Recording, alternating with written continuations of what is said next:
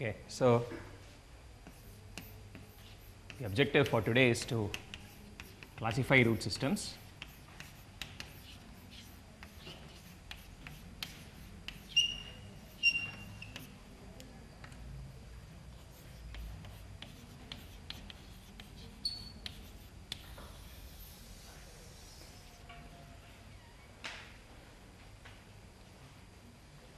So let's start with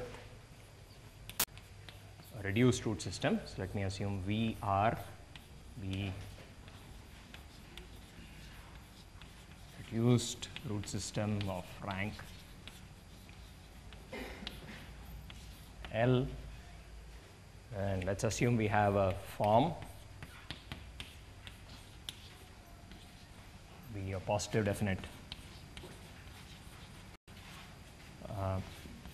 Like we saw, we can, it's enough to have while group invariant, but we can in fact also choose AR invariant form on V. And again, if you choose a chamber, then we know that R can be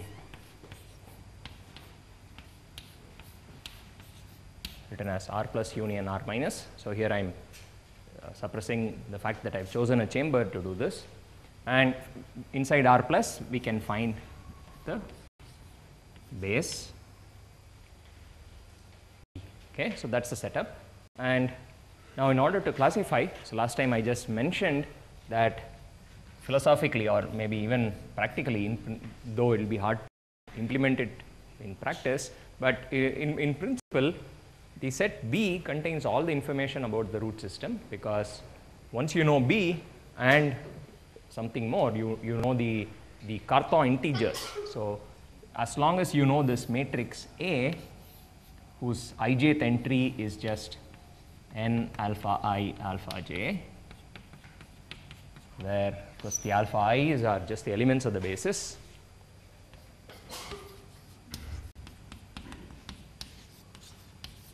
As long as you know these Cartan integers, that allows you to reconstruct the entire root system, because as we saw before, the Cartan integers are precisely the things that you need in order to compute the action of a reflection. They are, they occur in the formula for a reflection.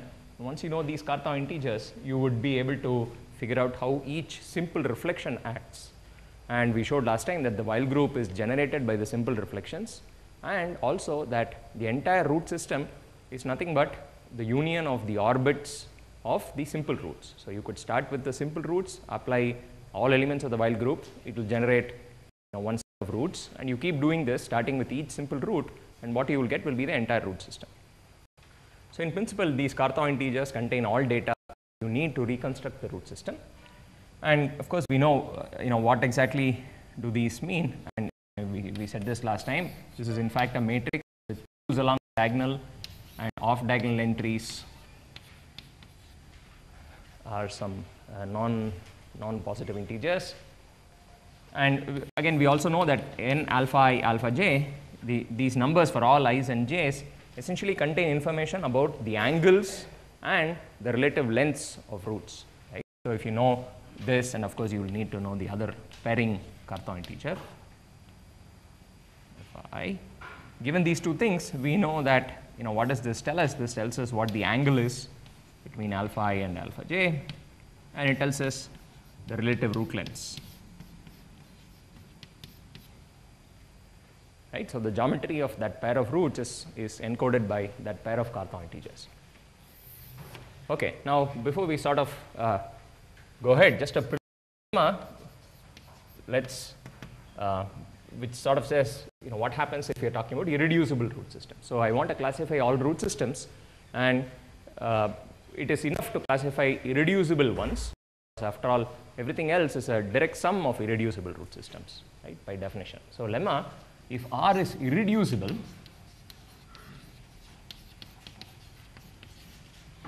then how does that reflect on the basis that has been chosen? If and only if the basis B has the following property, that it cannot be split into a disjoint union of two non-empty subsets, B1 union B2, where or with B1 and B2 non-empty mutually orthogonal subsets and satisfying the property that alpha beta is 0 for all alpha coming from B1, beta coming from B2. So you cannot partition it into two subsets, everything in the first being orthogonal to everything in the second. Okay?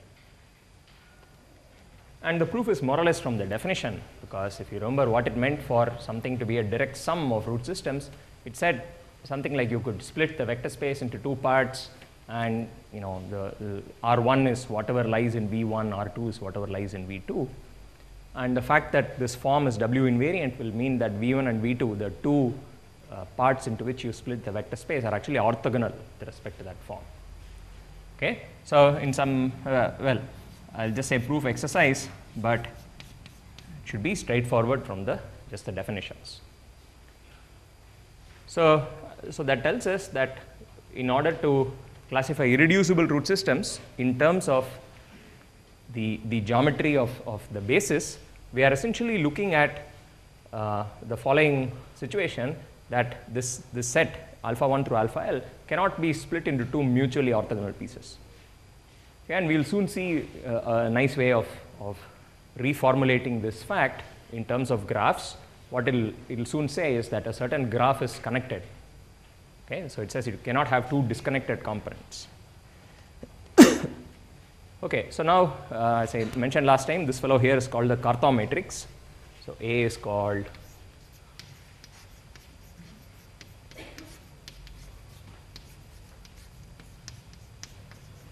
Cartan matrix, and observe A is not necessarily a symmetric matrix, right? Because we, for example, had that table of values, possible values of Cartan integers. You can have -1, -2, for example, as a possible choice for this pair. So it's not a symmetric matrix necessarily, but we'll sort of construct a symmetric matrix out of this. So let's do the following. Observe that the alphas were a basis, just in the vector space sense, these were a basis for the vector space V. So let's just construct a new basis, which are sort of just the normal. Let's normalize all these vectors, meaning to say we'll make them all norm 1, where by norm I just of course mean the inner product of alpha with itself, square root of that. So EI, let's define these to be sort of the normal vectors along the directions of the alpha i's. So clearly the EI is also form a basis.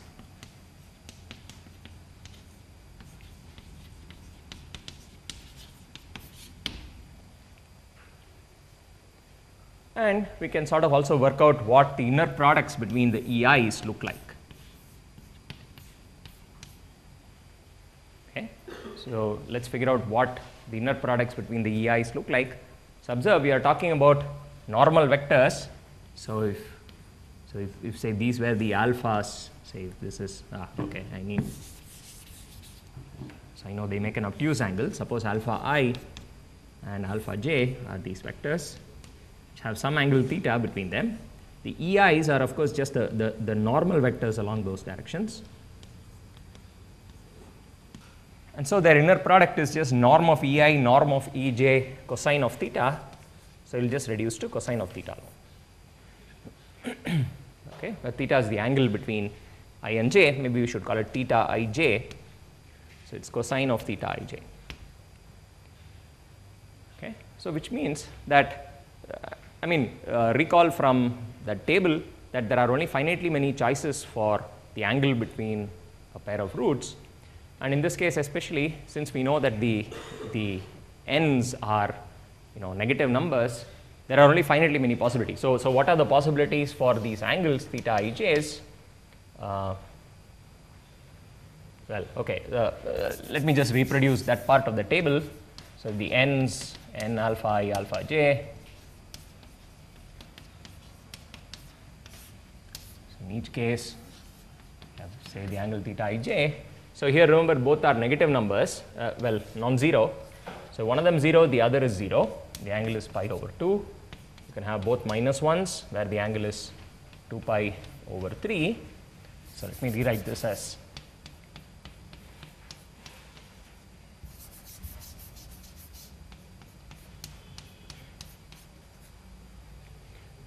it's minus 1 minus 2 or minus 2 minus 1 is 3 pi over 4, and minus 1 minus 3 or minus 3 minus 1 was 5 pi over 6.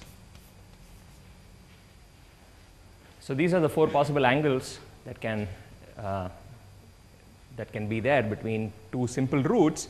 And so in general it looks like, pi minus pi over, so the typical angle theta ij has the form, well, I should say cosine of theta ij, let's say, is cosine of pi minus something. So that's minus cos of just these acute angles. So it's of the form pi over some integer. Let's call those integers as mij's. Okay, so the mij's can either be 2, 3, 4 or 6. So therefore, where mij belongs to the set 2, 3, 4, 6. Okay, so that's something about, that tells us something about the inner product between these normalized vectors can only be cosine of pi over 2, 3, 4 or 6, well, minus cosine of.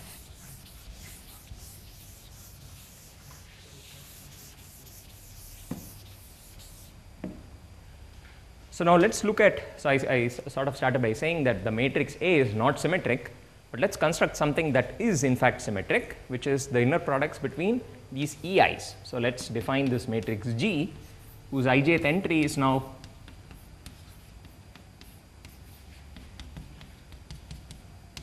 the inner product between these normalized vectors, and observe this is now symmetric, right, because it's in fact just the inner products between vectors. So clearly this is a symmetric matrix.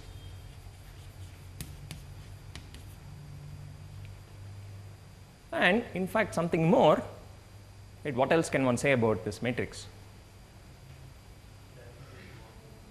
Diagonals are all 1, right, because the EIs are normal. Positive definite.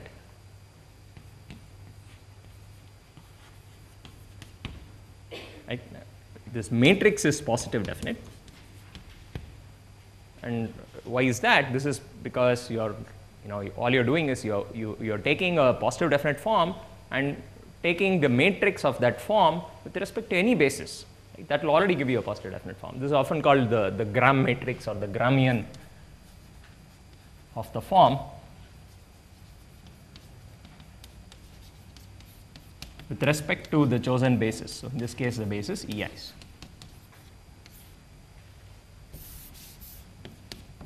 Okay, so we're just forming the matrix of the form with respect to a basis. So that's always a positive definite matrix.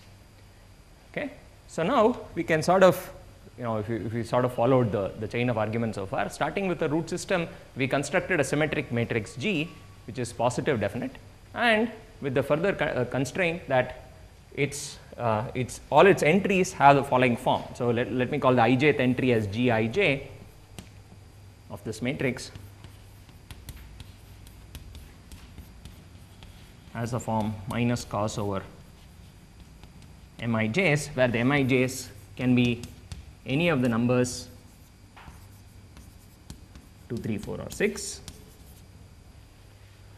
And let's also define mii as 1, so that I can just sort of write the whole thing out uniformly. So observe, minus cos of pi would be 1. So the diagonal entries are 1, can be sort of obtained by just setting mii's to be 1. Okay, so this is for I not equal to j. Right? So that's what we have obtained starting from a finite root system, a reduced root system. And so we can sort of pose the following problem. It's a classification result of a different nature. So instead of classifying root systems, we now ask, I want to classify all matrices of this kind. I want to find out what are all the positive definite matrices whose entries will all have this form, okay, where the Mij's are restricted to lie in this set. Okay. So, that is the problem of classification, but as is usually the case, Mij's coming from a certain restricted set and so on, sort of too many additional conditions. So, let us generalize the problem a little bit and say, okay, you just allow any Mij's. Okay. So, here is a slightly more general problem. It says do the following. So, let L be some integer for I not equal to j, let Mij's okay, so I should probably start with L greater than equal to 1, and let us say Mij's are some natural numbers for all ij's satisfying the properties that Mi I is 1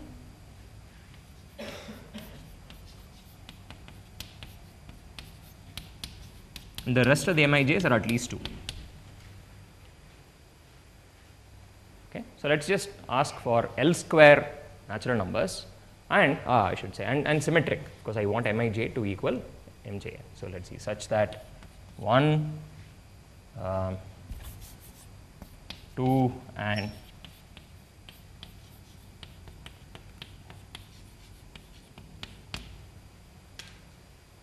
so I am now asking really for L choose 2 independent integers, natural numbers, which are all at least 2, such that when I form that matrix, so problem let blah blah blah, for what choices, for what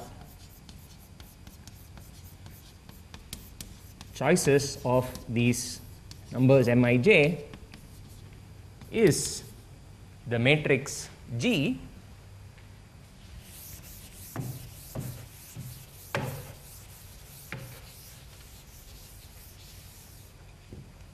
is the matrix G defined by minus cos pi over Mij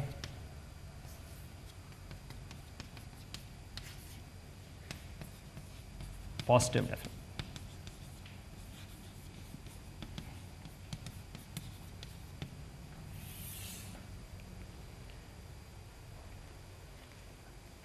Okay. So, positive definiteness is always a harder property somehow for a matrix to satisfy.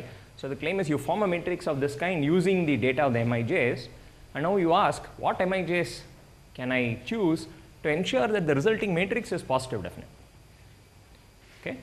And notice that this problem is sort of a superset of the problem of classification of root systems, because when you have a root system, by choosing a basis and so on and so forth, you can get to such a matrix G, and therefore, this matrix G, if you know what all such matrices are, it already gives you a handle on the root system. So, we have now enlarged the problem a little bit.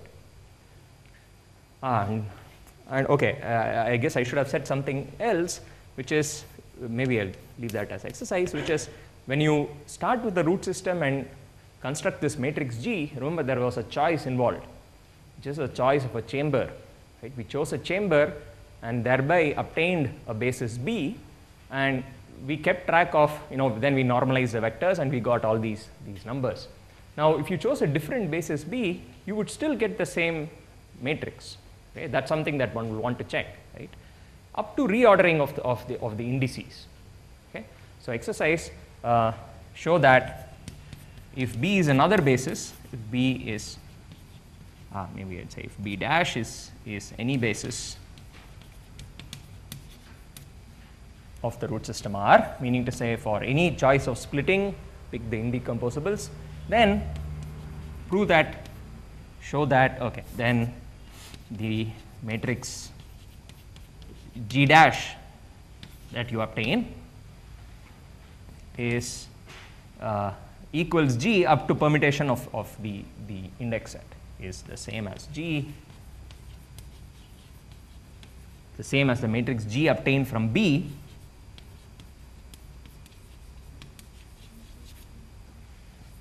from any other basis B up to a reordering of indices.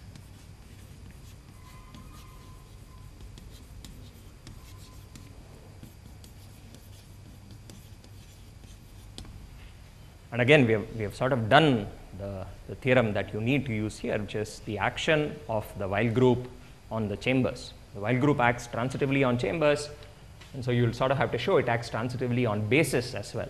So this basis B will be taken to this basis B prime by some while group element, and while group leaves these inner products invariant. It's after all the form is invariant, and so you have to use that to show that you would get the same thing.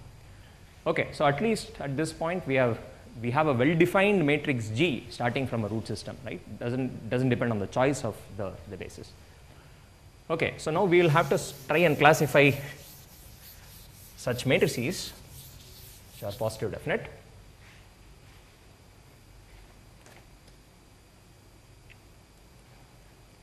And for example, we could start with the simplest ones. We could already write out a few. For instance, if you pick a 2 cross 2 matrix, for instance, so then there's just one choice involved, which is the number M12. It should be any number 2 or higher, right? Because this matrix G would always have 1s on the diagonal, and the off diagonal elements would look like minus cos pi over this number M12. So maybe I'll just call this number P minus cos pi over P minus cos pi over P. P is at least 2. Now the question is, for what values of P is this positive definite, right? So, it's a symmetric matrix. You could check positive definiteness by, for example, checking the determinants of the principal minors. So here it's already a 1. So all you need is that the overall matrix have positive determinant. Okay. So in this case, it's 1 minus cosine square pi over P. So the condition for positive definiteness, so G, this case positive definite, if and only if determinant is positive, cos square strictly bigger than 0, right? And what does that tell us about P?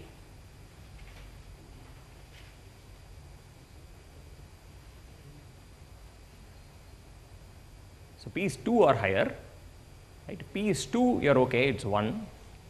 And if P becomes anything bigger than that, you get some numbers, but you can never get a 1, right? The only way you can get a 1 is if P is a 1, essentially. So you will never really make cosine square equal to 1, therefore this is always true. So this is true for all P.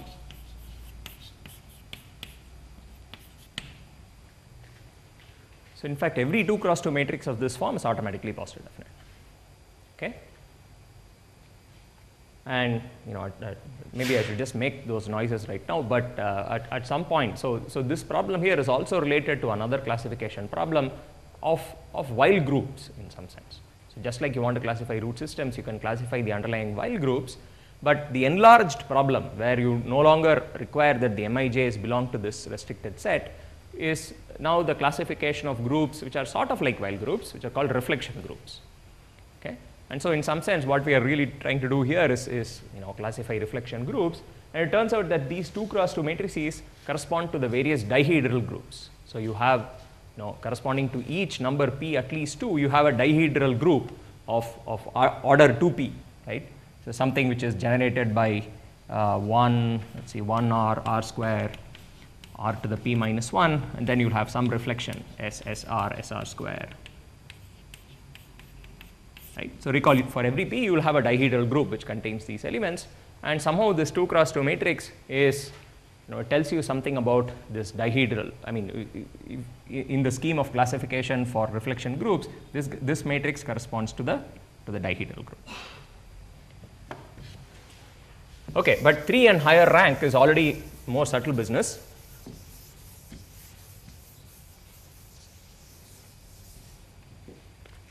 So for example, in rank, so if I'm going to take rank L equals 3, so I have to find a 3 cross 3 matrix, ones along the diagonal, and all the off diagonal elements of the form minus cos of pi over something.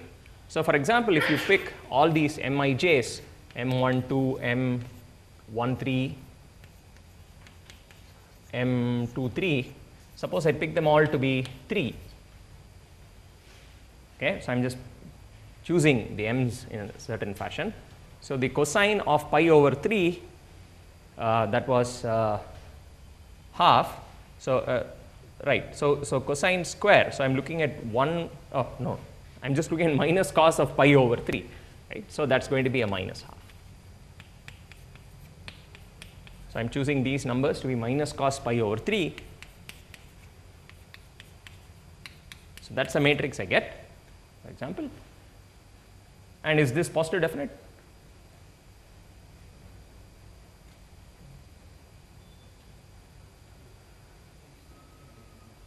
Yeah?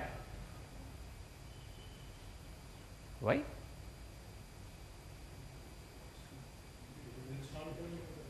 But what about the determinants? What are all the determinants? The determinant of the big matrix itself is a 0, right? So what's the easiest way to see it? This matrix kills this vector, right? So in fact, this is not a positive definite matrix because it clearly the determinant is 0. The first two principal minors are okay, but the whole thing itself is a 0. So of course there do exist several matrices which will not be positive definite. Here's one of them.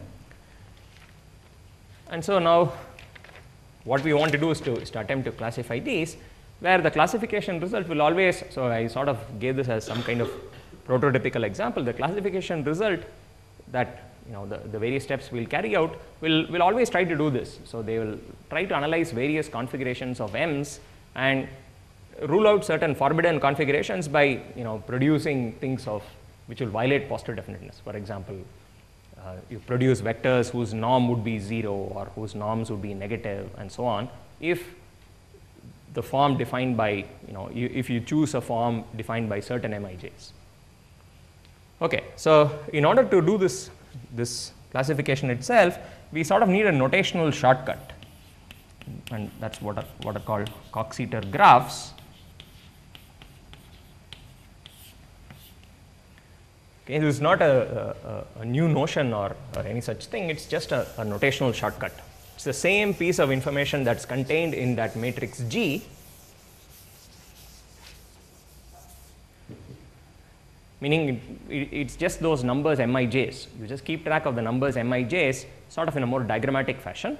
So the Coxeter graph for corresponding to a choice of Mij's is defined as follows. So here's the definition. So it's a graph in the usual sense of the word. It's got vertices and edges. It's got one vertex for each index. There are L indices. So the Coxeter graph will be, it's got L vertices. And then of course you need to produce edges. So let's label these vertices as 1, 2, 3 through L. And corresponding to each pair Ij, you have to figure out what edge to put between them, or whether to even put an edge between them, and so on. So now the question is really, how do you join the i's with the j's? And that joining up is determined by the number Mij. So the edge rule says the following: if you have I and j, you do the following things to it. There are several possibilities. You either put nothing between them. So here are the various possibilities. So okay, let's start with Mij's. So if Mij is a 2, then you do not put an edge between I and j. Okay, and if Mij is a 3, you do put an edge between them. And for all Mij's 4 or higher, you put an edge, and you also write that number Mij there, because we sort of need to differentiate between the various numbers. So that's the notational convention. So it's really two cases. If it's 2, you don't put an edge, and if it's 3 or higher, you do put edges. But if it's 3, because it's such a commonly occurring case, we want to save ourselves the effort and not write anything on top, because this is what will happen most of the time. And if it's 4 or higher, we do put that number on top of the edge. Okay, so it's just a way of keeping track of the Mij's.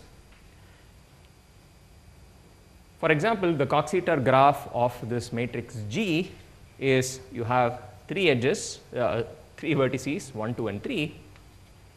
And how am I supposed to connect them up? There's one edge between 1 and 2 because Mij is a 3 and with no labeling on top. Okay. So that's a Coxeter graph corresponding to that matrix there. And in general, of course, you have these. Now observe that lemma that we proved right at the beginning. So I sort of said it will soon be interpreted in a more visual fashion. So observe, if R is an irreducible root system and from R you choose a basis B and you obtain a matrix G like we have been doing. So the matrix G that you obtain from an irreducible root system, what can one say about its Coxeter graph? Coxeter graph for this matrix G. So the very first lemma said the basis B for an irreducible root system cannot be split into two pieces which are mutually orthogonal. Okay. Now observe, Mij is 2 means that the angle between alpha I and alpha j is pi over 2, right. So maybe we should also write the angle theta ij's. Remember, this guy corresponds to the angle pi over 2, this fellow corresponds to the angle 2 pi over 3 and so on. But this pi over 2 is special. So when Mij is 2, the alpha I and alpha j are actually orthogonal to each other. So in fact, this absence of an edge tells you that the corresponding simple roots are orthogonal to each other. And so what this says is you cannot split B into two pieces, each of everything here being orthogonal to everything there. Just another way of saying that the Coxeter graph is connected. Because only if and only if it's orthogonal do you not have an edge between those two guys. Okay. So this is fine. So irreducible root systems will actually give rise to connected Coxeter graphs.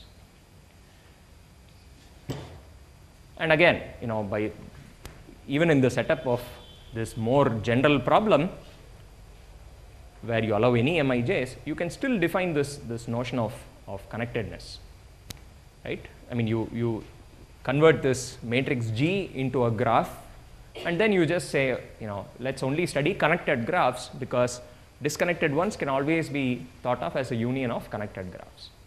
So the eventual question now in this graph language becomes classify all Coxeter graphs which correspond to positive definite matrices. Okay, so let's call them positive definite Coxeter graphs.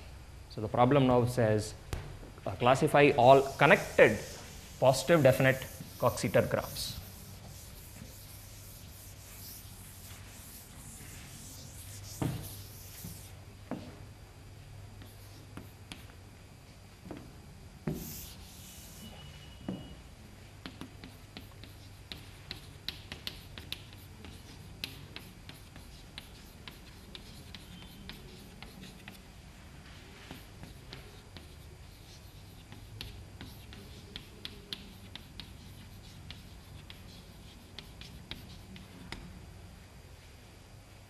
It's an equivalent reformulation of this problem.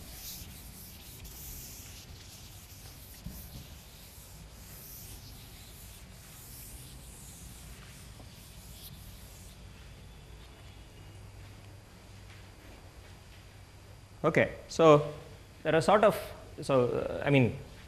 just as a matter of notation, let's call, let x be the Coxeter graph. So let's say, so notation here, we'll let x denote a Coxeter graph, a connected Coxeter graph, and then G denote the corresponding matrix. So the corresponding matrix whose entries are minus cos pi over Mij's, right, which corresponds to x. Okay, so I'll use this notation throughout.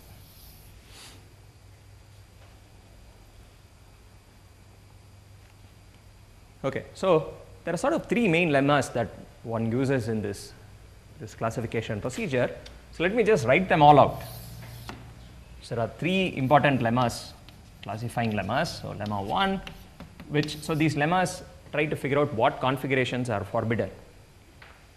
So lemma 1 says if x is positive definite, so x, the Coxeter graph, if it has to be a positive definite Coxeter graph, then there exists no cycles.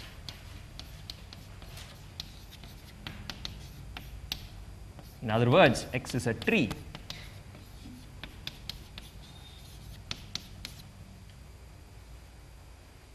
Okay, so the first thing says you cannot find loops inside X or circuits, but being connected, it would say it's a tree, right? It's a connected graph with no cycles. So that's the very first lemma. Lemma 2.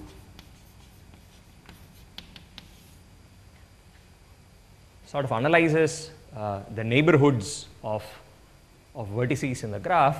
So again, let's say X is positive definite, and let's say I is a vertex. I is a vertex. Yes? G is the what? Correct. Is positive definite. You are objecting to the word positive definite in front of the graph. So I'm sort of meaning the, that's exactly the meaning. I'm just using this as a shortcut. So when I say positive definite Coxeter graph, so X is positive definite is just a sort of a lazy way of saying the corresponding G is positive definite.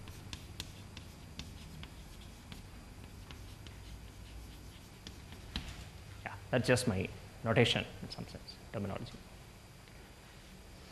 Okay, so if X is positive definite and I is a vertex of X, then it says something about the neighborhood of I. So what do I mean by the neighborhood of I? It's all everybody that's connected to I. So let's say I is a vertex and I is possibly connected to several other J's and connected probably with some labels on top of the edges as well, right? When I say connected, I'm not looking at the labels anymore. Okay, so I will only see whether there's an edge or not. The edges come decorated with labels. So let's call these J's as the neighborhood of I. So let I be a vertex of J. Let n of I denote the neighborhood of I. Be the set of all J such that J is connected to I by an edge.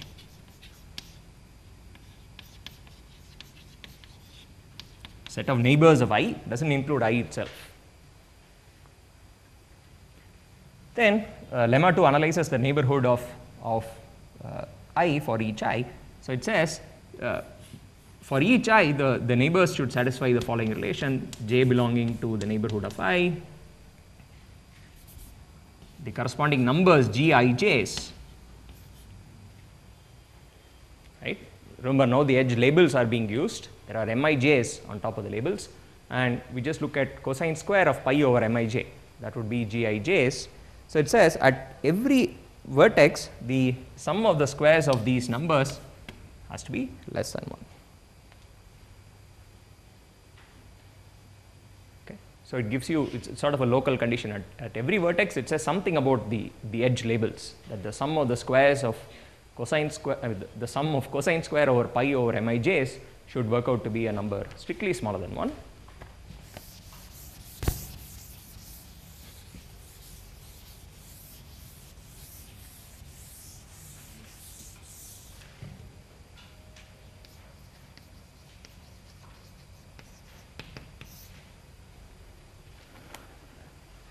And lemma 3 is sort of the, sort of a reduction lemma, which says, well, there are two parts. It says if X is positive definite, if X is a positive definite graph, then any subgraph of F is also positive definite.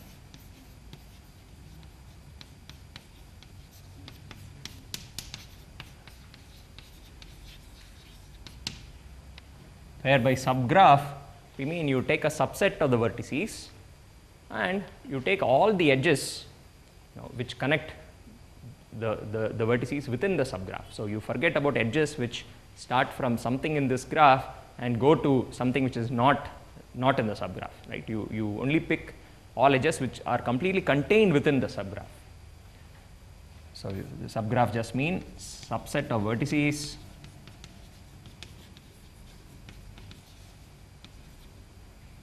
any subgraph Y of X, subset of vertices and edges which stay within Y.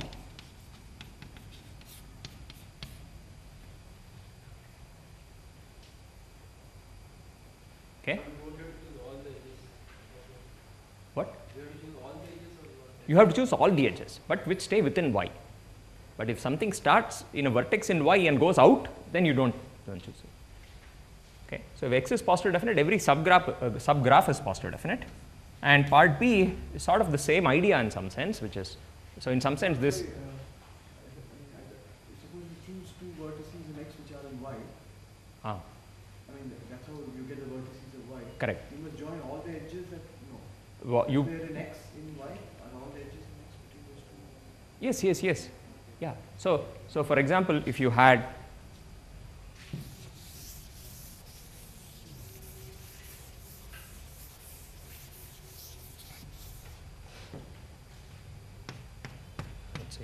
these.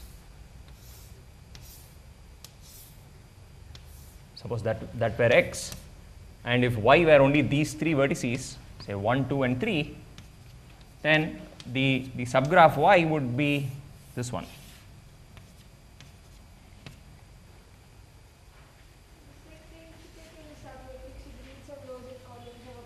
Right.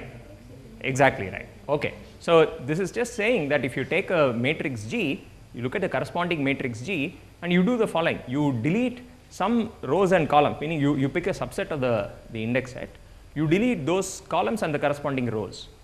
Right? So then you look at what's left, sort of like a principal minor in some sense. And that remains positive definite because it's equivalent to saying you had a basis of the space, you take a subspace spanned by a subset of the basis vectors and you form the Gram matrix corresponding to that subset. That's what this is in sort of the graph language. Okay, so it's the subspace idea. Now part B is sometimes called the shrinking lemma, which is again the same subspace idea, but it's no longer a subspace spanned by a subset of the basis vectors. You can, I mean, after all, if you had a positive definite form on a vector space, restricted to any subspace, it's positive definite. Right? You don't need to choose a subspace spanned by a subset of the given basis vectors. You could choose linear combinations of basis vectors, and that's sort of what's behind this one, which says if you had, if x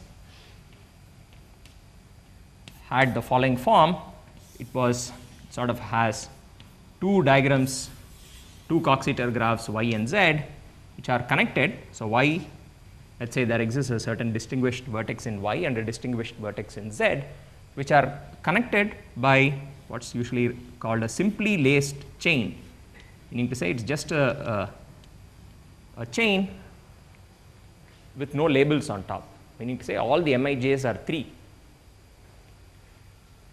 Okay. So if x had a thing like that where it's just connected by a simply laced chain, Mij is 3, if this guy were positive definite,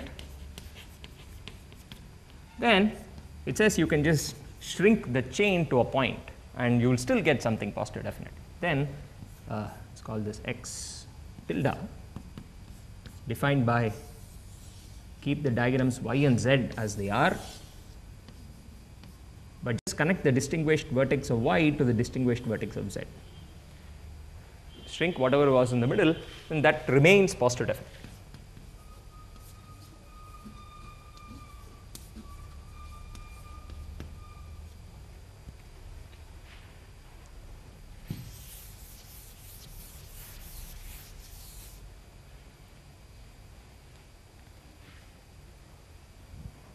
Okay, so these are the three main lemmas, and so I'll sort of prove one of them, and the remaining two are nice exercises. So maybe we'll do them during the tutorials.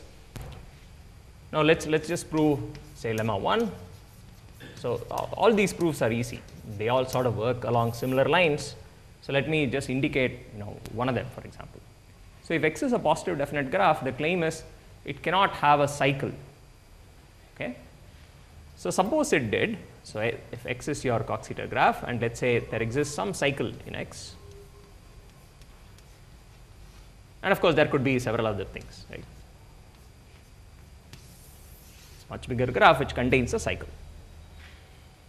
Now we need to say that this, and remember by cycles we also allow for labels on top. Okay, here when I say cycle, I mean labels. So here I'm talking about something without labels. So this is, so when I say simply laced, it means without labels. But here when I am talking about a cycle, I am just looking at the edges and the labels could be there. So claim is such a thing cannot exist. So if it did, then we'll have to somehow violate positive definiteness. All these proofs always work like that. You have to try and violate positive definiteness of the form. So let's do the following. Let's label these vertices as 1 through m, and let's look at the vector. So remember, there is a basis EIs for the underlying space. You can always define a basis EIs. So let's look at the vector E, which is E1 plus E2 plus M, the sum of the vectors along that cycle. Okay. So by the way, I didn't quite say this explicitly, but for this more general problem where you are only starting with these Mij's, you can still imagine that there exists an ambient vector space V, that there is a basis E1, E2, EL, and that there is a form on the vector space which you define by hand by saying Ei Ej is minus cos pi over Mij. So the same kinds of things which we got when we started from root system, all you have is a matrix, which you can use to always define a form on an L-dimensional vector space. Okay, so I'm sort of imagining I'm looking at that L-dimensional vector space and I'm looking at those basis vectors. So let's take this vector here and attempt to find its norm. Okay, so if you try to find the norm of this vector, so let's see, the first term will be the quadratic terms. So you will get summation EIs with themselves. And then you will get the terms. So remember, when there's a cycle, it means that the 1, for example, is not connected to the 3, right? I'm only assuming everything is connected to two of its neighbors, one sort of the successor and the predecessor. So if you now attempt to see what the inner product of, so what are the other cross terms that you will get, it's just going to be, for everything you have its neighbor, right? So you're going to get plus 2 times, right? It's going to look like 2 times the summation, or rather let's just say, forget the 2, let's write it as for all I not equal to j, Ei Ej, right? But now let's calculate what these things are. So again, instead of looking at I not equal to j, you might as well say, so let me also put the 2 in now. So I now say, okay, plus twice, where I will now only sum over pairs ij where there is an edge. So let me now only sum over edges between I and j in this graph. Each edge I will only count once. Okay, so I have corrected for it by throwing the 2 outside. So let me look at all the edges in this graph. There are exactly m edges because it's a cycle, right? And what's the contribution of each edge is the question. So what is Ei Ej? If Ij is an edge with potentially some label on top, so remember this means j must be I plus 1 or I minus 1. So what is the inner product? It's minus cos pi over Mij's, right? And because there is an edge, it tells me that Mij is 3 or more. That's when there is an edge, right? So Mij is at least 3. So minus cos pi over Mij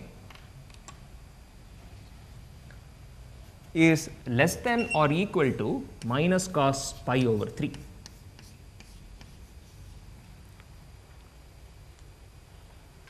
Okay, so you sort of have to see this from the graph of cosine.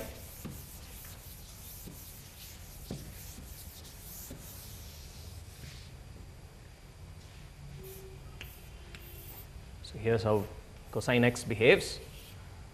So now pi over 2,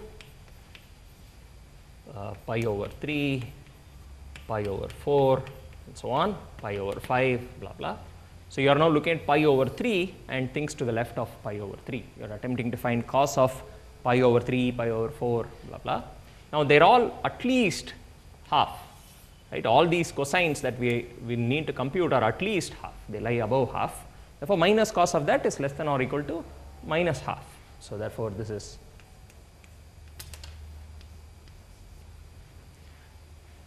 okay. So, what this says is that all these edges, every edge which occurs contributes at least minus half to the sum. Okay. So, therefore, this overall sum now becomes each ei is a 1. So, now I will put a less than or equal to plus 2 times each edge. So, there are m edges, each edge contributes a minus half.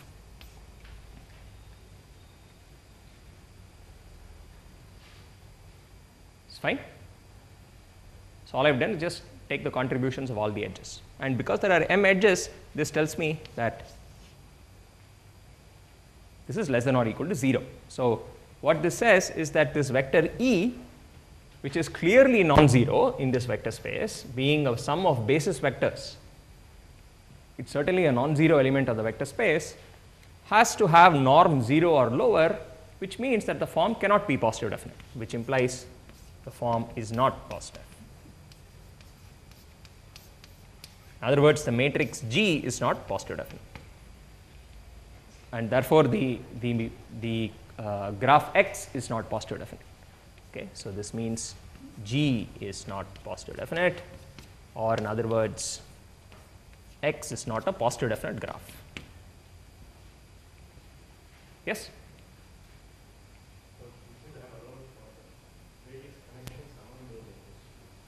Correct. So, I should say let us take the smallest cycle which exists in this graph. So, it has no cycles. So, I should say let m be the smallest number for which there is a cycle in the graph. So, because if there are further connections, that would be a still smaller cycle, right? Even further negatives, right, exactly. So, if you had further connections, yeah, okay, right, that is probably even nicer. If you had more connections, it is still more negative, right? There are more edges, more negative contributions, even worse. Okay, so positive definiteness is violated. So, that proves the first lemma, there cannot exist cycles in X. Okay. So, now I am going to leave the remaining two.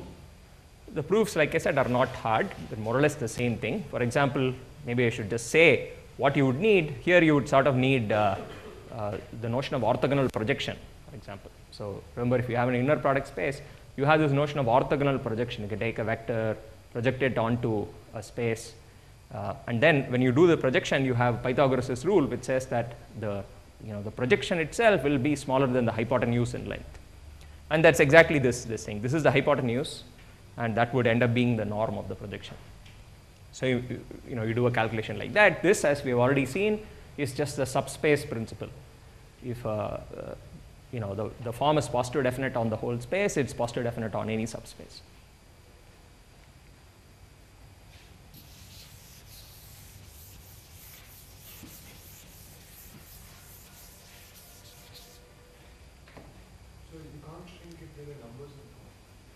You can't shrink if there are numbers on top. Yeah. Well, at least I'm not sure if you can't shrink. That doesn't follow from A from what you just said. What doesn't follow from A? You said positive definiteness. The shrinking, you mean? But it follows from this larger subspace principle. So, like I said here, in order to prove this, you would have to do the following. You must construct a subspace of this space and a basis of that space for which the Coxeter graph would end up being this.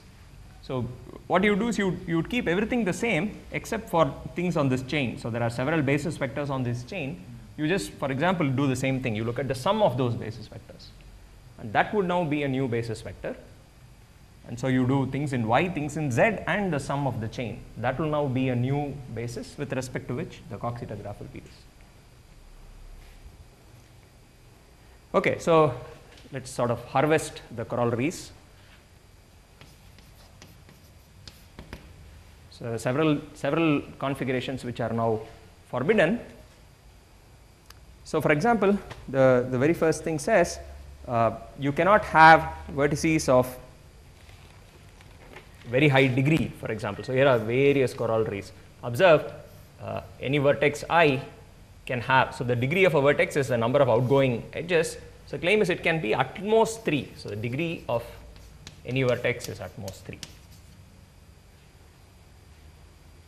Why is that? Because, well, we have this neighborhood principle which says the sum of the squares of the Gij's has to be at most 1, right? And we have just realized one thing, that whenever you have an edge, even with a label on it, it at least contributes, minus half or whatever. In magnitude, it at least contributes a half. So you will only get numbers half or higher in magnitude. And so the sum of the squares, so every term here, if you have an edge, Gij square is at least a quarter.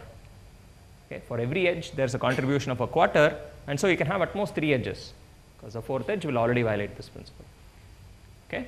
So again, I only said it in words, but ensure you write this down. So the corollary, all edges have degree 3 or fewer.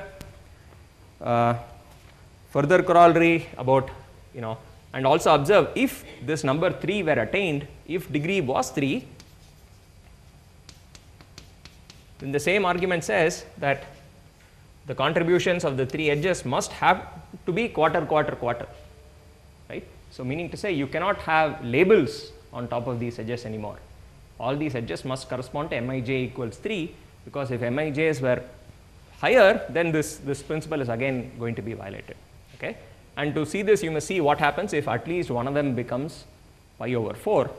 The square of that will give you a half, and that's too large. Okay? So if degree of I is 3, then all the Mij's must be 1. So then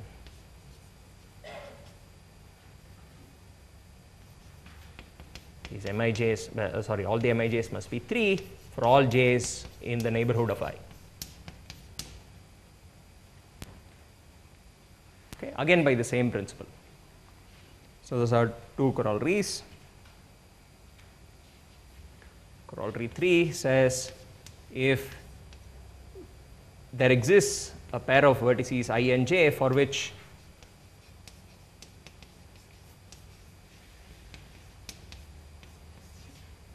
you have labels 6 or higher occurring, then, so observe 6 is already very large, so pi over 6 would give you root 3 over 2. Let's say this number is root 3 over 2, and the square of that is 3 over 4. Okay.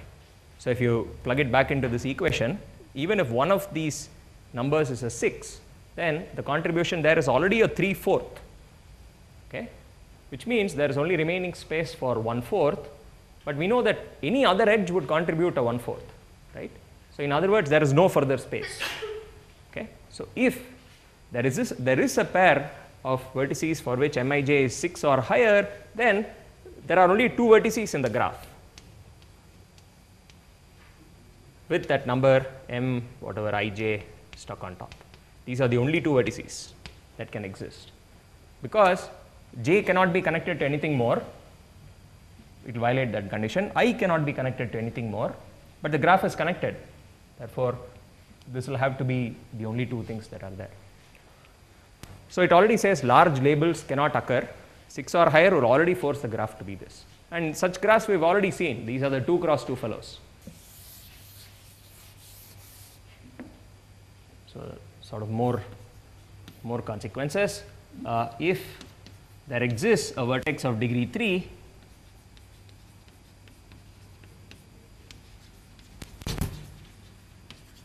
say there is a vertex I of degree 3, then the graph must have the following form.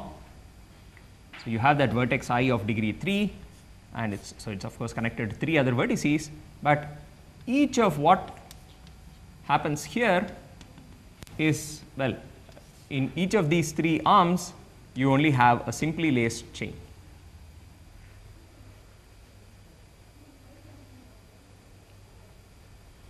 Already a very strong conclusion we have made. If there exists a vertex of degree 3, there are 3 arms to the graph, but everything which occurs in those 3 arms is only an Mij equals 3, meaning you only have the simply just an edge with no label on top. Well, why is that? Why don't you have something similar label? Right. So if you suppose you had a label somewhere, right? So of course these three are just arms, right? They're just sort of heading out in some direction. Of course, there's no reason firstly that they should just be a chain. They could have branched out like that. There could be a degree 2 vertex and so on.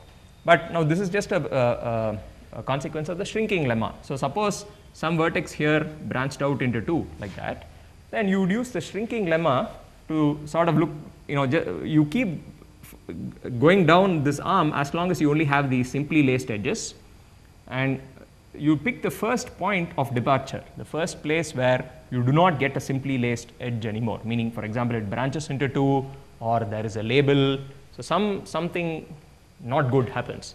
Then what you do is the intermediate fellow is just a chain which can be shrunk. So you shrink this and you bring that bad behavior to I. So in some sense, you will now have I, which has 2 arms in these directions. And now, for example, this split into 2 will mean that this must now be an allowed graph, because we have now shrunk everything in the middle, and now this should be an allowed graph, but that violates degree 3.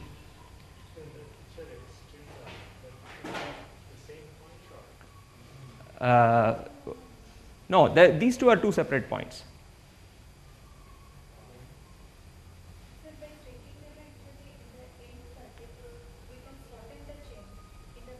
Correct. So in the last partition there, the point degree is 3. Is that idea? So you're saying you should also merge those 2 vertices. It should be simply laced, but okay. So you're saying even those 2 vertices can be merged. Okay, maybe one needs even that, right, to do this.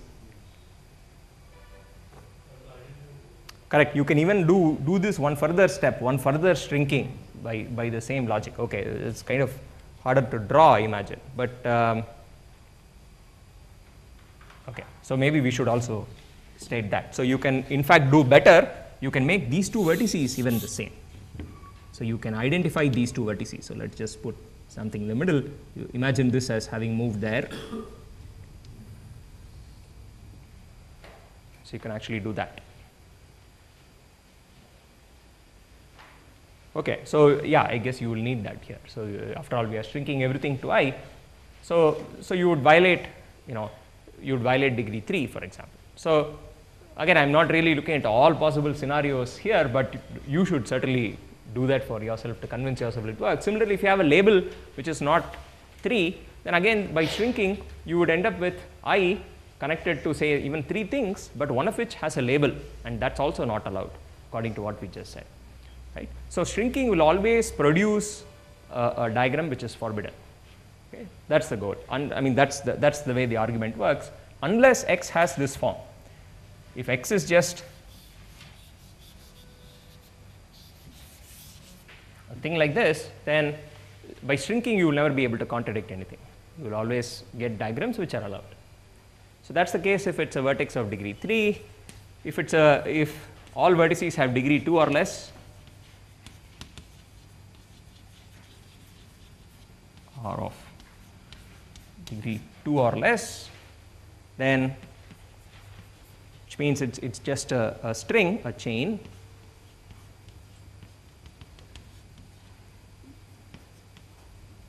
L, potentially with labels on top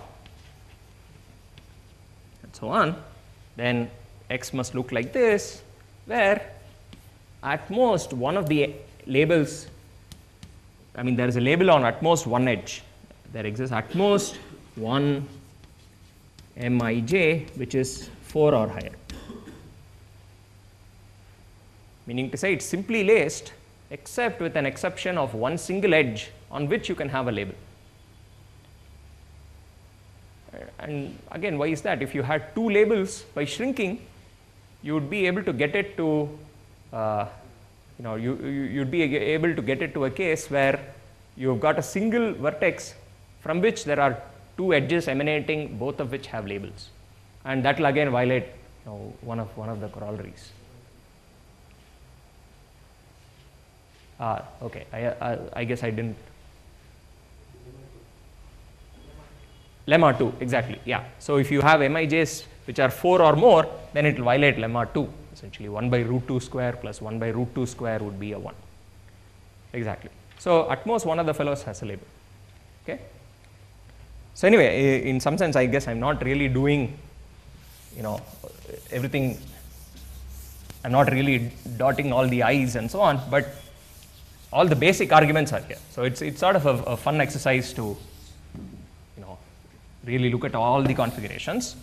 So let me just state the final theorem.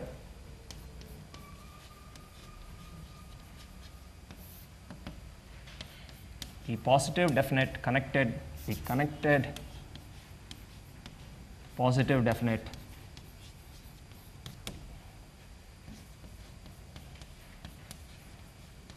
Coxeter graphs are, okay, as we see, I mean a priori it might have appeared that just forming a matrix like that and getting it to be positive definite, there will probably be far too many choices. There still are infinitely many, but it says that there are only finitely many types, okay, and you can actually list all of them. So it says here are all the connected positive definite graphs. Okay, one. So you can just have a simply less chain with L. So remember, all these things supposedly have L vertices. So let me call this with L vertices, or these would correspond to rank L root systems, if at all there was a root system which corresponded to these.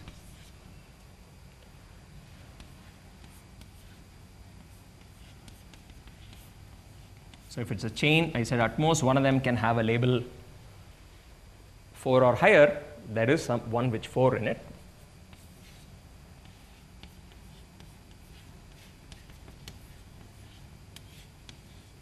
This is simply laced, there are no labels.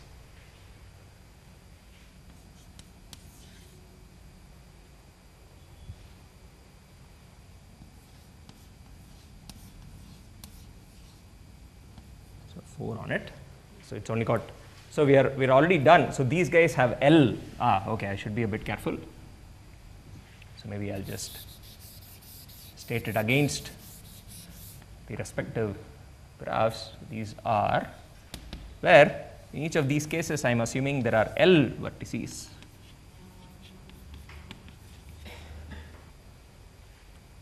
Where in the first case L can be anything 1 or higher. In the second case L should be at least 2 for this to make sense. And in the third case L should be at least, well, 1, 2, 3, 4 for it to make sense. If L is 3, then it's already the first diagram. And I should also say what their names are. This first diagram is called AL. Okay, it's called BL. It's called DL.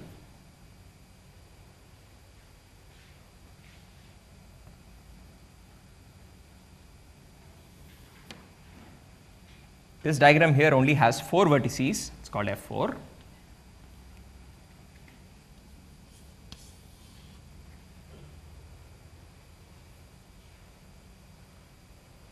Now there are 2 more which have, well, I guess there are, okay, maybe I should.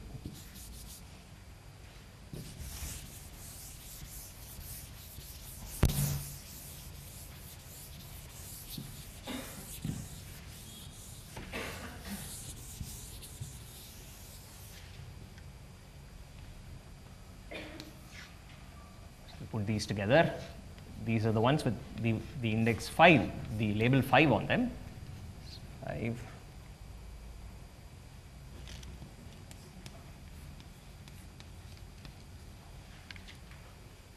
Okay, so there are 3 of these.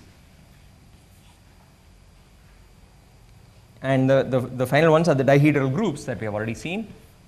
Just 2 vertices with label P, where P is any number that's in fact 5 or higher. Okay. So observe the 5 is already up there. So I'm going to make this 6 or higher.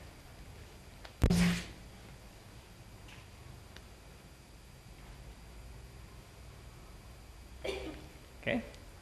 And one further modification, I'm also going to, okay, let's renumber these. So I'm going to do one thing further here. I'm going to also say P7 or higher, and insert P equals 6 here. That guy is called G2.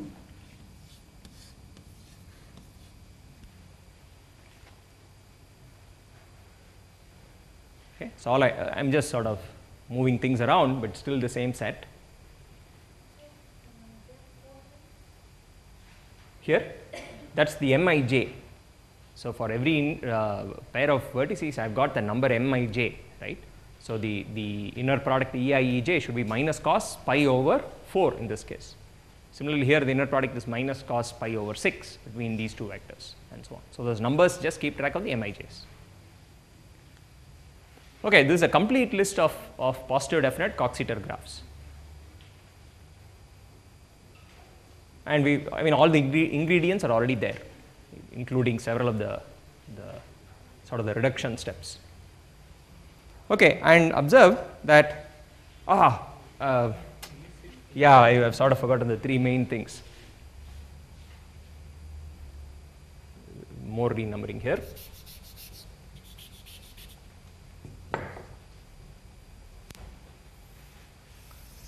So let's do one thing. Let's keep these separate. So I'm going to call this 1 dash, 2 dash. So they're also allowed diagrams, but sort of separate for a reason. So let's. There are 3 more diagrams. So I should have said there are 3 more diagrams, which are called. So they are sort of in this the 3-legged or 3-armed ones. So it's got these 3 arms connected to the middle.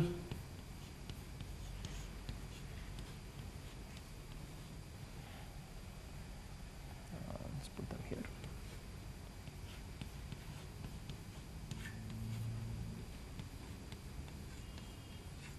One, 2, 3, 4, 5, 6, 7, 8. So these have 6, 7, and 8 vertices. They are called E6, E7, and E8.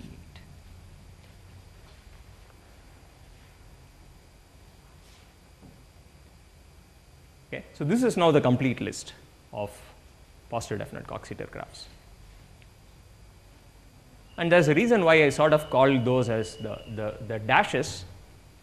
So observe that the fellows in the list 1 through 6 have the property that the Mijs are 2, 3, 4, or 6.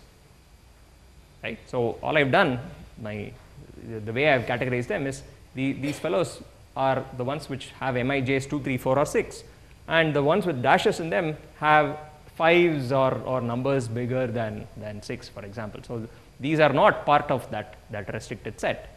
And of course, the reason I did this is because if one is attempting to classify root systems, then you of course do not expect to run into these diagrams. Right? There is no chance that the Mij equals 2 is when those things are not connected. Right? So that will mean that those two things are orthogonal because it's minus cos pi over 2. I know. None of these has Mij. No. So see, this for example is not connected. So this fellow is implicit that Mij is 2 here. So when it's a 2, you don't even draw the thing. It's one step worse. You don't even draw an edge. Right? Because you know, in some sense, being orthogonal and being disconnected are sort of intuitively thought of as being the same thing. So Mijs are all 2 when you don't see an edge between a pair of vertices. So you're right. So 2 also occurs. 2, 3, 4, and 6. Those are the numbers which occur in these. But I thought it should disconnect the graph. No, that's only if you have 2 subsets such that everything in one has Mij 2 with everything in the other. But you know, there could be connections through through other edges. Okay, so the point is, if you were studying root systems and you wanted Coxeter graphs arising from root systems, you would only expect to run into graphs 1 through 6, right? The fellows in these series. You will not get one of these. But these are interesting nevertheless if you were studying a more general problem of classifying all positive definite matrices of that kind which is sort of equivalent to studying, like I said, finite reflection groups. Okay, so these are like while groups but slightly more general, and if you are trying to do them, you would very much get these. For example, these guys, though from the point of view of root systems are not interesting, they are the dihedral groups.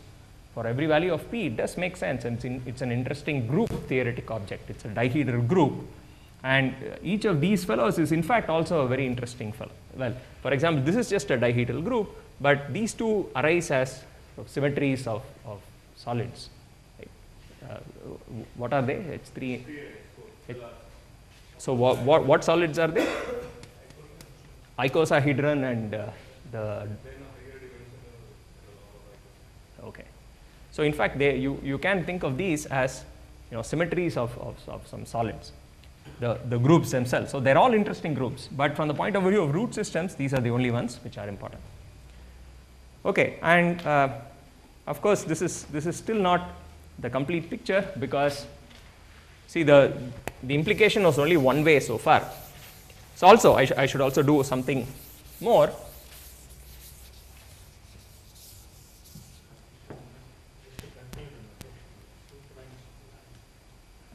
Huh? Right. This is H3, H4, and this is called I2P. That's a notation. So you have A, B, C is missing, D, E, F, G, these are H and I. Okay, and we'll sort of supply the missing C in a minute.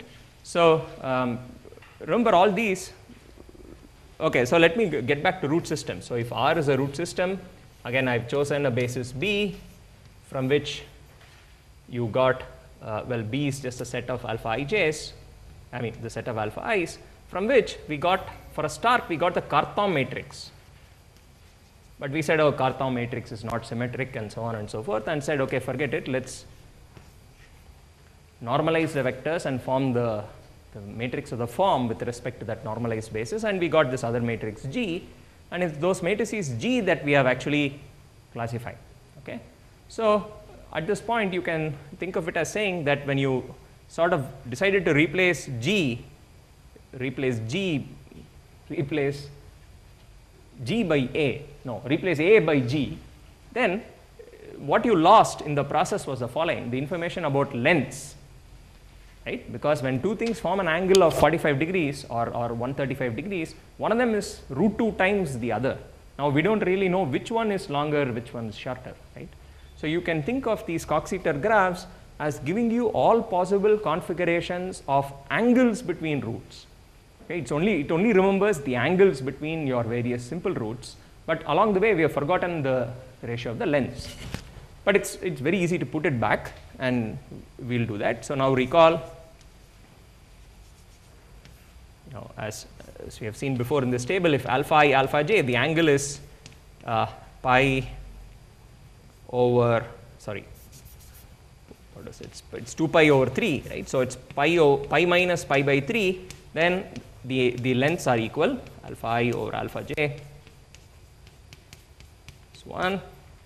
If this angle is pi minus pi by 4, then this ratio is root 2 or 1 over root 2.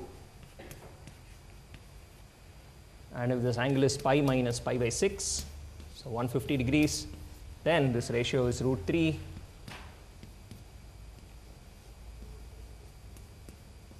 or 1 over root 3. Okay? So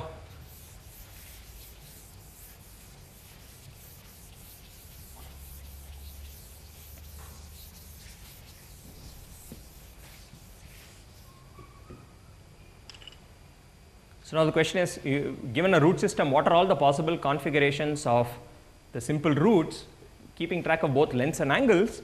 Then here are the various possibilities. So now to do this, instead of the Coxeter graph, we form something called the Dynkin graph or the Dynkin diagram.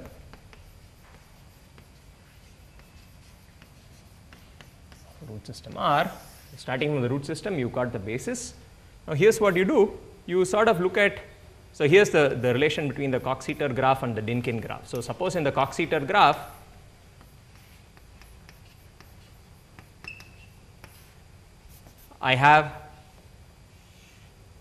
say this EIs. So think of these, instead of I's and J's, I'll think of them as EIs and EJs. Suppose they are labeled by say a 4. So let's start with. So let's look at all the possibilities in the Cox-Seater graph. Either those two edges are, vertices are not connected, or they are connected by a single edge, or they are connected by an edge called 4, or connected by an edge called 6. Now, in each of these cases, so these you think of as EI and EJ. They are just unit vectors. Now, when you think of the alpha I and alpha j's themselves, which are not unit vectors anymore, then you sort of need to throw in the length information. So here's what you do. If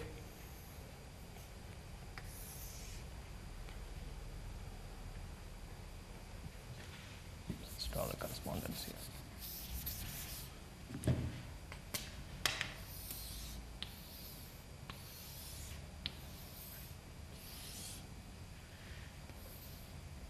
So this is Dynkin. So now you think of these two edges as being alpha I and alpha j.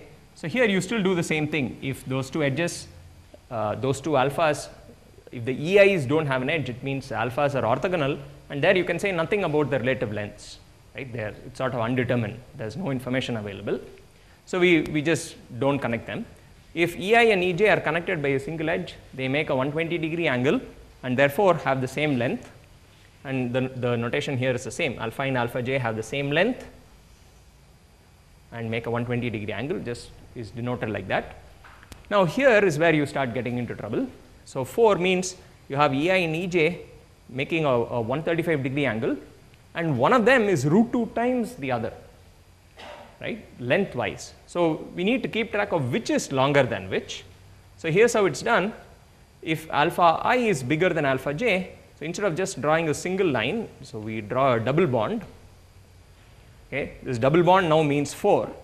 So again, this is all notational shorthand.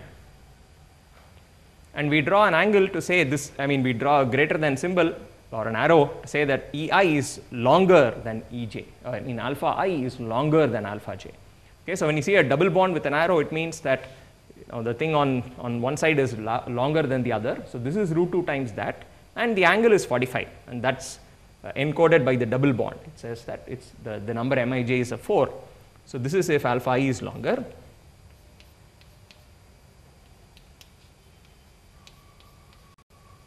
And if alpha is a shorter root, you just put the arrow pointing the other direction. So this is if alpha I is 1 by root 2 times the norm of alpha j. Now similarly here, if the number is 6, you draw a triple bond between these two guys with an arrow pointing from the longer to the smaller root. So it's either this or this.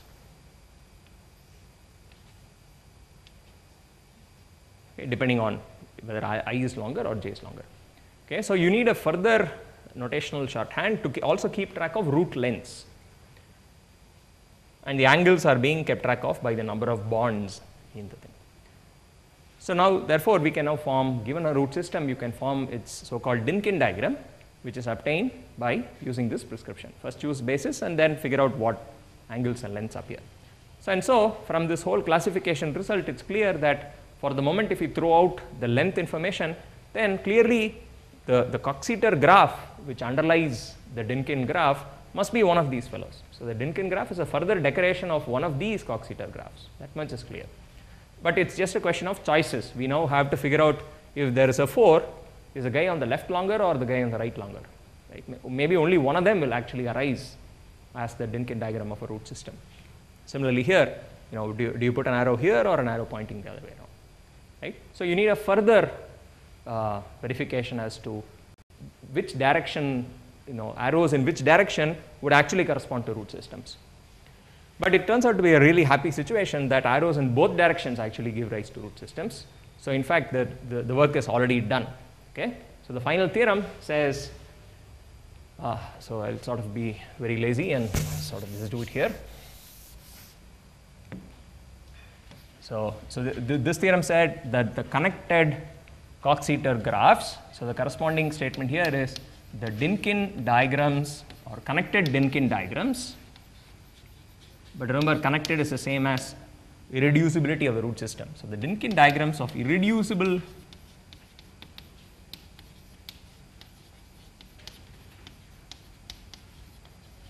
root systems must be one of the following.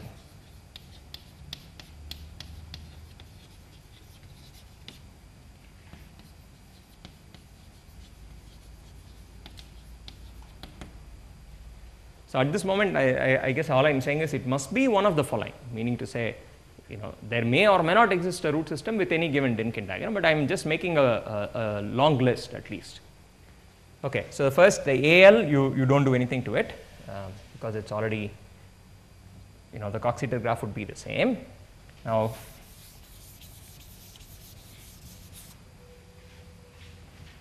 BL, so I guess I anyway have to erase a little.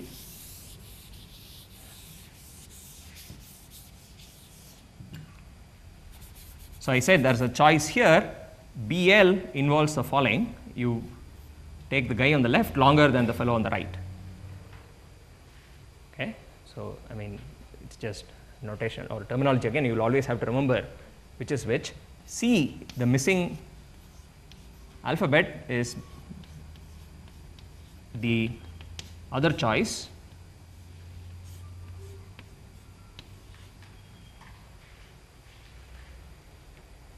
The arrow going in the other direction. Okay.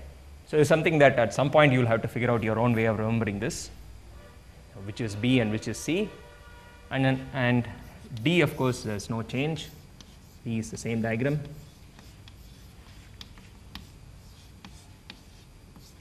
It's DL. Okay, so, you have AL, BL, CL, DL. Those are the 4 possibilities. And so let me get rid of these dashes, which are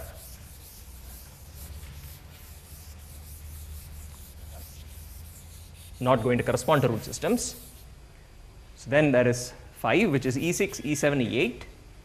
So, those are all Dynkin diagrams. The Coxeter graph is already the Dynkin diagram. And now the choices were again, let me go back here, 6, F4 was 4 vertices with a 4 in the middle. And so, I need to put an arrow this way or that, but observe that putting arrows both ways is essentially gives you the same diagram up to renumbering, right. So, we put the arrow the other way around, you can just start calling these as 1, 2, 3 and 4 the vertices. So, it is really the same diagram. So, you do not get 2 diagrams there, unlike for B and C. And the last guy G2, remember there was a 6 on top. So, a 6 is a triple bond with an arrow pointing this or that way. But again, choosing an arrow in either direction gives you the same diagram up to renumbering. Okay. So, this guy is called G2. So, this is a complete list of possible Dynkin diagrams for a root system, because these more or less exhaust the complete list of positive definite Coxeter graphs, and all we are doing is adding length information. Okay. But therefore, to really complete this overall classification, what you will need to know is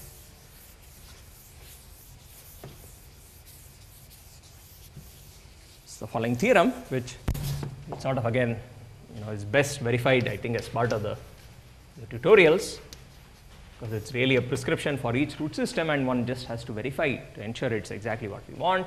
There exists an irreducible reduced root system whose Dynkin diagram is every one of these things in this list. So, for each x in the list of Dynkin diagrams,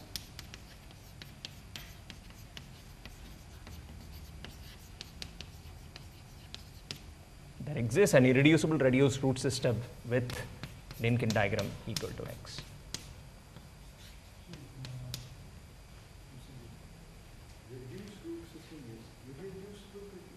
So, reduced means alpha and 2 alpha are not both there. It means alpha and 2 alpha are not both there. This is not the same as irreducible. That is the problem. Right. So, reduce is not quite the same as irreducible. Unfortunately, all the words are more or less the same. Okay, so this is sort of the, this final theorem one will need to know in order for all this to really now come together and make sense, because All we have done is just said, if at all you had a root system and you take its Dynkin graph, by all this analysis, it must be one among this list. But how do you know everything in this list is in fact the Dynkin graph of something? And for that, you have to explicitly construct root systems, meaning to say something that satisfies all those axioms. And for each root system, so this, we'll do this during the tutorials. Given the prescription, I tell you what the root system is. First, you check it's a root system. Then you choose a chamber, you find a basis, right? You choose a basis, find the angles and lengths between the various simple roots, and check that what you do get is in fact every one of these. For example, for BL, you must show there are L simple roots are such that all these pairs make 120-degree angles between each other, and these last two fellows make a 135-degree angle, between them, and stuff like that. So and with this longer than that. And similarly here, you will have to check for CL that the simple roots have the precise configuration given by this diagram, and so on. So you have to sort of do it case by case. And again, maybe last minute. So Upendra and again, I guess Sripad next week will also give you, the next part of the story, which really makes all this, very interesting, which is Lie algebras. So at this point, we have just said, here's Dynkin diagram, so we have classified all root systems.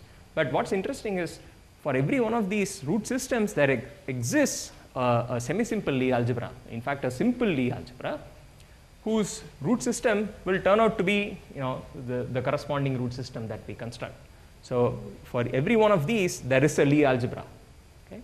And we sort of already know some of these. This is SL n being the number L plus 1. This is sort of SO to L plus 1. This guy is SO to L. This is SP to L. Okay. So all these Lie algebras that we have been seeing all along are actually things which correspond to these various root systems. So there are 4 series. Okay. So these are of course all nice, well-known, nice Lie algebras, and then there are 5 exceptions. So they only exist in certain ranks, right? So these fellows are more like exceptional Lie algebras. Okay. But again, from what Sripad will probably talk about, there do exist Lie algebras, even though you can't very visibly construct them by the same means that we use here, as some matrix algebra, subalgebra of some GLV and so on. It turns out by a more abstract generators and relations procedure that each one of these fellows, the 5 exceptions themselves, do in fact correspond to nice simple Lie algebras. Okay? So sort of the correspondence is absolutely complete between Dynkin diagrams, root systems, and simple Lie algebras. Okay, so all sort of the loose ends we'll tie up during the tutorials.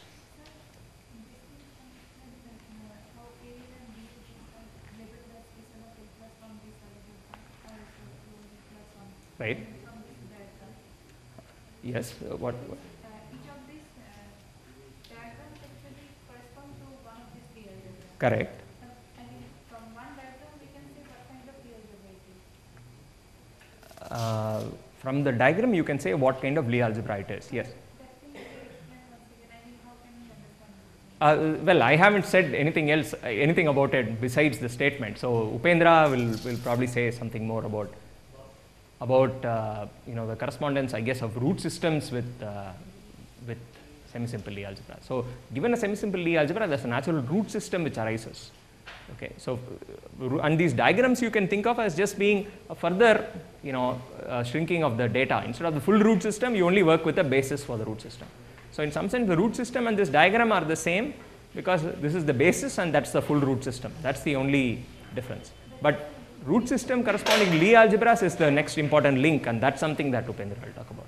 So these diagrams are actually made by the simple roots. Made by the simple roots, absolutely. So basis element. So for example, for this guy we have already seen. This I can tell you because this AL root system, I defined it last time. This is just the simple roots, but then we defined the root system itself, the full roots, the set of full roots, which was epsilon I minus epsilon j. Right? That was the AL root system. And if you sort of see, that's exactly the set of roots that you get when you decompose SLN with respect to the space of diagonal matrices. You get the eigenvalues that you get are exactly of the form, you know, epsilon I minus epsilon j, where epsilon I is the thing which gives you the ith diagonal entry. So in this case, we have already seen it in some sense, the correspondence to these. But in all the other cases, you will sort of also have to first figure out what the full root system is before you really match it up with the Lie algebra situation. This is only Dynkin diagram, but that's again something which we'll do in the exercises, the tutorials. Okay.